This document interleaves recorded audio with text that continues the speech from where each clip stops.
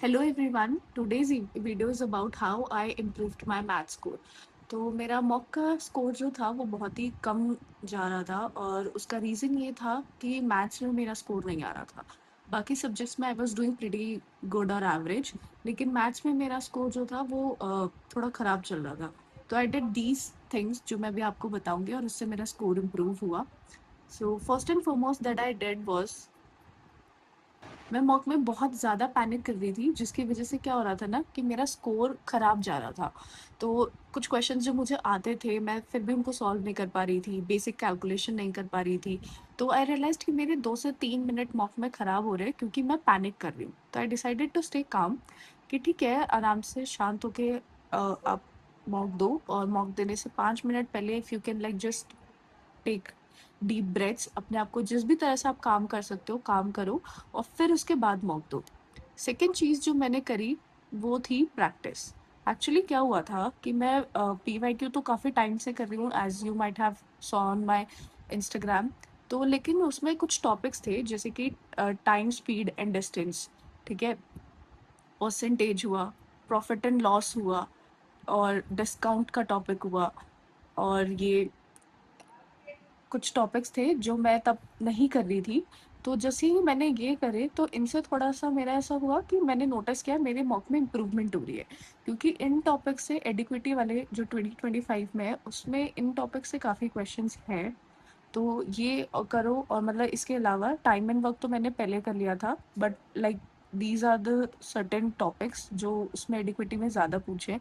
Algebra भी है इसमें, सिंप्लीफिकेशन के भी क्वेश्चंस हैं, पर ये करो, ठीक है। और मतलब मैंने ये करे थे, इन्हें करने के बाद ऐसा हुआ कि मेरा जो मुझे लगता है स्कोर इम्प्रूव हुआ है।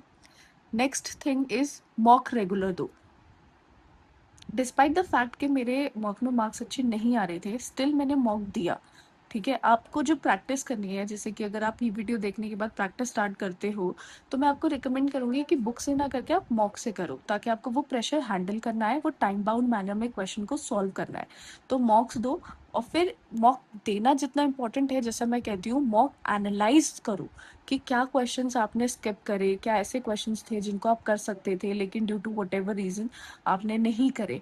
ठीक है, मॉक को एनालाइज करो। जो मैंने मॉक एनालाइज करे तो मुझे रियलाइज हुआ कुछ क्वेश्चन ऐसे हैं जो इजी हैं, ठीक है, लेकिन मैं उनको नहीं कर पाती हूँ क्योंकि मैं आगे किसी डिफिकल्ट क्वेश्चन में अटक जाती हूँ। तो मैंने जब मॉक एनालाइज करे तो मुझे समझ में आया कि मुझे कौन से क्वेश्चंस को करना है।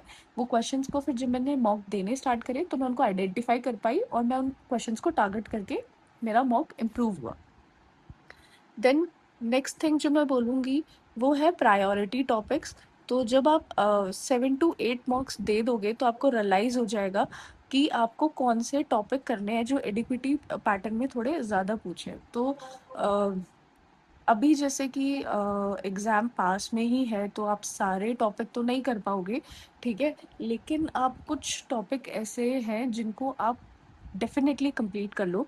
तो उसमें है नंबर सिस्टम, ओके, और आपका सिंप्लीफिकेशन उसमें है,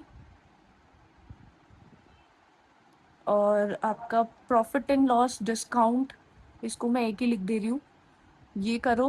परसेंटेज ज़रूर करो, ठीक है, और इसके अलावा टाइम एंड वर्क कर लो। एक क्वेश्चन आता है जनरली और वो इतना इजी आता है कि आप बिल्कुल कर सकते हो उसको। टाइम एंड वर्क करो, टाइम, स्पीड एंड डिस्टेंस करो, और sorry, time, speed and distance करो, और बोट एंड स्ट्रीम करो, और रेस वाले जो क्वेश्चंस हैं ये करो। इन सबको मैं एक लिख रही हूँ। एवरेज से एक क्वेश्चन आता है, ठीक है, और वो भी डुएबल आता है, कैलकुलेशन होती है उसमें, अगर आप काम माइंड से करोगे तो आप उसको कर पाओगे, मतलब डुएबल होता है। ट्रिग्नो मैं रिकमेंड करूँगी कि छोड़ दो, ठीक है, क्योंकि ट्रिग्नो से एक क्वेश्चन आ रहा है। तो जैसा मुझे देख के लग रहा है कि अगर अभी आप ट्रिग्नो की प्रैक्टिस नहीं कर पा रहे हो तो मैं नहीं कहूँगी कि बिल्कुल ही छोड़ दो, ठीक है, लेकिन ट्रिग्नो के लिए बहुत ही एक्सटेंसिवली मत जाओ। बेसिक बेसिक फॉर्मूले करके और जो मॉक में क्वेश्चन आते हैं उनको करो, जो नहीं हो पाते हैं उनको नोट डाउन कर लो, बार बार रिवाइज करो।